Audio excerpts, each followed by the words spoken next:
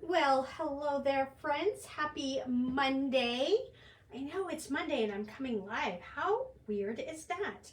I haven't been live on a Monday in some time, and the whole reason is most of the time on Monday nights, I am at the farm where I am helping with some therapeutic writing. All right, so welcome to another edition of Chalkin' with Babycakes. Hey Jen, how are you tonight? I have everything up. I'm trying this new setup here, so let's hopefully it works good. I've got my iPad like kind of sitting up and all the things. Let me know though if it seems to do a lot of the what's the word for it? A lot of pausing and stuff, because it's what it looks like it's doing on my phone, because I like to bring it up on my phone just to make sure I'm live. And I'm wondering if something's going on with my internet. Yes, Jen, I agree. It is a little chilly here as well, and it's in the 50s, I believe, but it's not too terribly bad, I guess. All right, so thank you guys for joining me as you're hopping on. Say hi. Let me know where you're watching from. Let me know if you're new or if you're an old hat to this. And let me know if you're watching on the replay or not, because I know a lot of you watch it on the replay. Jen, it is raining here too. So we had some pretty big storms this weekend flowing through, and now it is raining. I think it's going to rain today. Tomorrow's going to be really chilly, and then I think the rest of the week, maybe Wednesday, Thursday, Friday, it's supposed to rain. It's been windy too, which means with that wind, with it being in the 60s and stuff, if it wasn't so windy, it would be so beautiful out. But because it's so windy out, it makes it so much colder, and I don't like that. All right, we're gonna do, I've got this cute little mason jar, not little, I guess it's like a 5x7. I have it, and it is a double-sided, so it will be reversible. And it will be reversible, and so that means I'm going to be doing some layers on it. Yeah, Jen, some people got hit pretty hard in the Kansas area. That storm that flowed through them, that did the tornado and everything, we got a little bit of the storm, but not as much of it. So I am very thankful that we lucked out on that one. Those tornadoes were horrible. I was watching some of the some of the footage of them, and holy moly, it was just crazy. Now, as you can see, I'm using my heat gun to dry the paste that I just put down on this, and that's because I'm going to be layering. Now that your chalk paste does dry relatively quickly, it normally dries relatively quickly, but especially if you're going to be layering, you want to make sure that you get this good and dry before you put the next layer on it. That could be the system that's hitting Connecticut now. That's about where it would end up, I think. It's been a couple days, so it would take a couple days to get to you, and maybe that's what is up there. So if you guys have been with me for the past couple days, you know I took a few days off. So I took off Thursday and Friday of last week, and I took off today and tomorrow of this week. It has been fantastic. I've been getting a lot of stuff done. So like last week, I went through, oh my goodness, guys, I went through the upstairs area, which is my oldest daughter's bedroom, and I got rid of 6 bags of clothes, because it not only is it my oldest daughter's bedroom area, who she doesn't live with us, but she still has her bedroom. Not only is it her bedroom area, but it's kind of like we just kind of throw everything, all the junk up there. So it just had a lot of stuff. So I went through and I got rid of 6 bags of clothes, a couple bags of trash. Oh my gosh, guys. I have been super duper busy doing all that and just trying to get some stuff done, doing the spring cleaning around the house. It's just, I needed to do it. I don't know about you, but every once in a while, you just have to get that spring cleaning done. Now you're going to see me here. I am going to do what I call the paste and peel method. And that's where I put the paste down and I'm going to peel this up because I'm going to do a different color. And so you don't want to leave the other portion of it lay down on on the paste, because what will happen is the paste will dry in the silkscreen portion of the stencil, and when the paste does dry in the silkscreen portion of the stencil, that will cause the paste to just stick when you pull it up, and you don't want that to happen. I promise you really don't. All right, so I'm going to try to figure out how I'm going to do this, because we've got some little areas. I'm trying to figure out what that noise is in here. Oh, here we go. I think this should work. I've got these little small areas because I want to do the greens, the leaves in the green, and I want to do the flowers in the yellow. So I want to make this nice, bright, summery colors. I mean, are you ready for summer? I am so ready for summer. We went to the lake house this weekend just to hang out. And it wasn't bad. It was a little chilly because of the wind. I mean, it was in the 60s, but with that wind, I tell you what, guys, that wind is enough to drive you nuts sometimes. And again, doing my paste and peel method.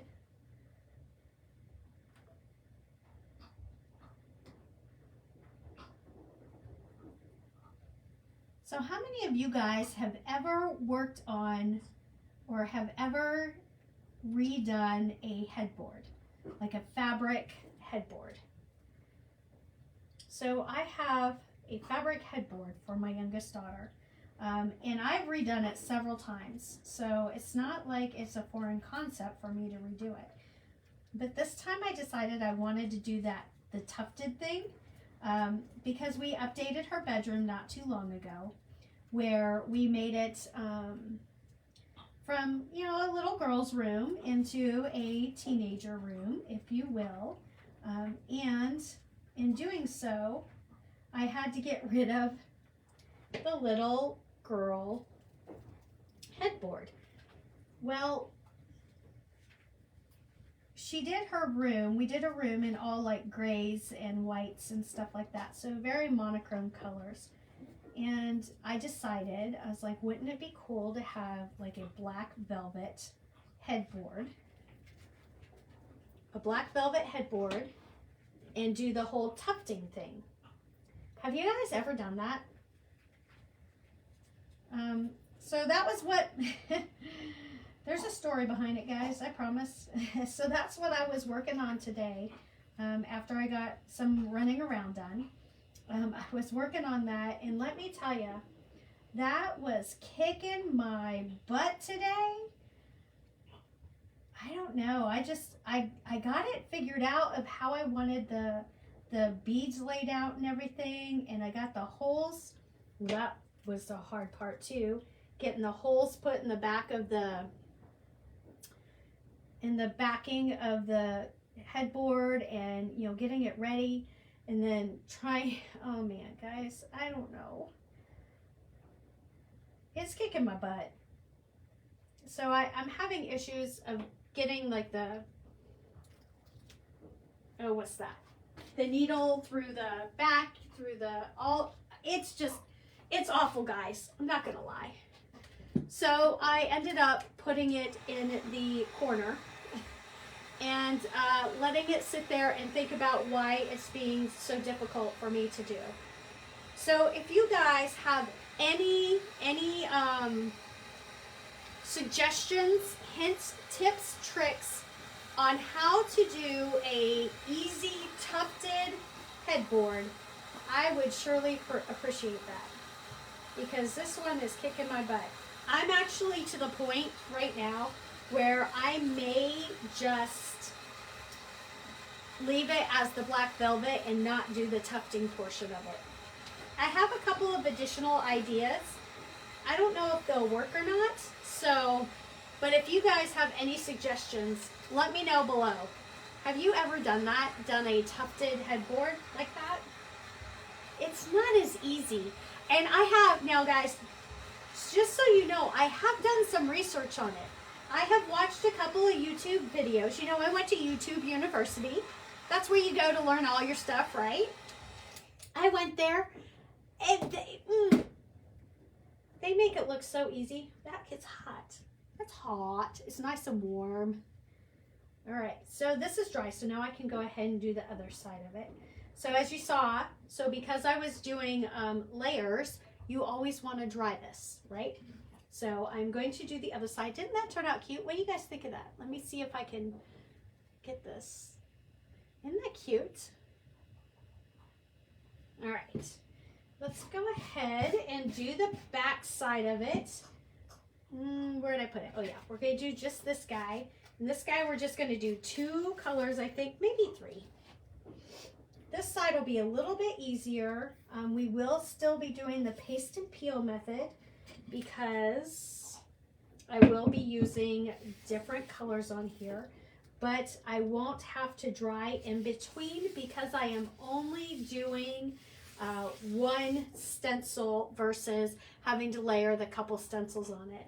Why, thank you. The colors did turn out. I really love the light blue because that's kind of like the mason jar thing, you know, seeing the light blue, the old style mason jars, and then the bright pink and yellow, and then the bright green for like nice summer colors. And then when I seal this, so I do seal these when I'm all done, I will seal it, and this, after I seal it, the color just brightens up even that much more, and it just turns out fantastic.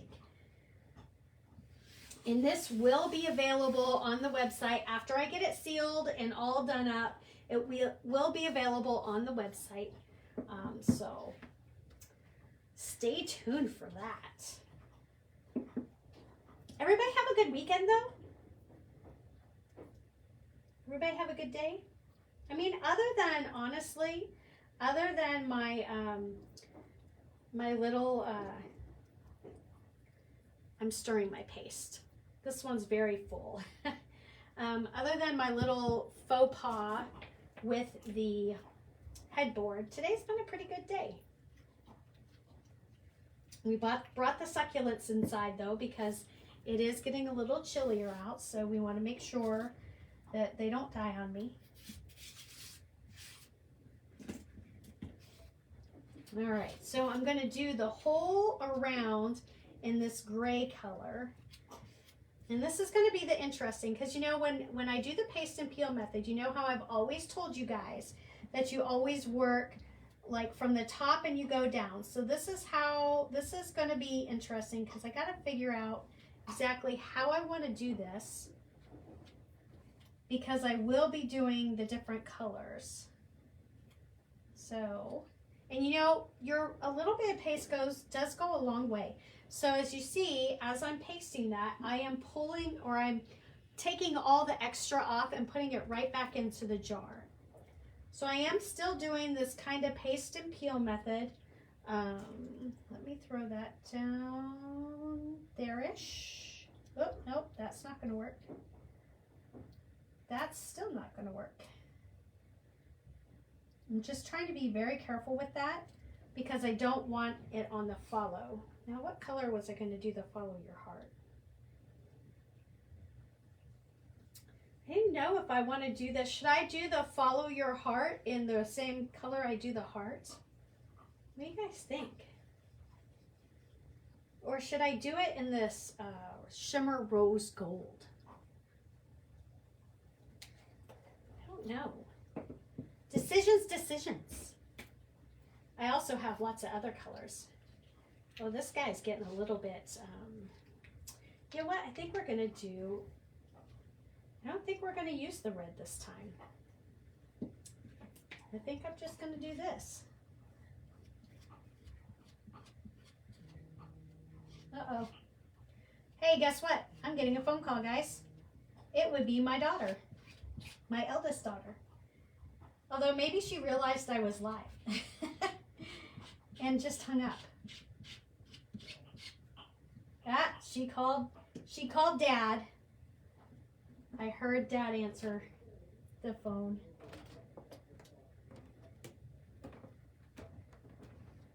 All right. Here we go. Now, as you see, I'm still doing what I call the paste and peel method. I just needed to be a little bit more easy about it to make sure that I got everything there. Okay. Now, when I'm doing this, you'll notice that I kind of put the paste on a couple different ways. I can either take one of the small squeegees and use it to scoop the paste out, or I can take one of the stir sticks and take the stir stick and plop it on there too. So there's just a couple different ways that you can go about it. It's honestly, no way is the wrong way, if you will. It's all whatever works easiest for you.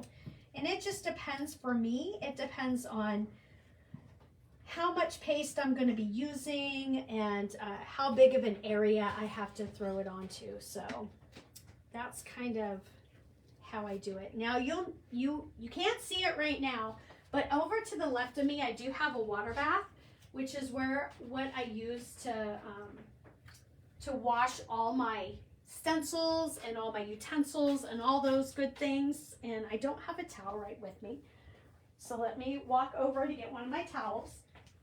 So I have that to wash everything. Now here's the thing, you don't want to leave your stencils in the water bath for too terribly long, because if you do that, you could lose the stickiness on the back of them. What do you guys think of that one? That one turned out super cute.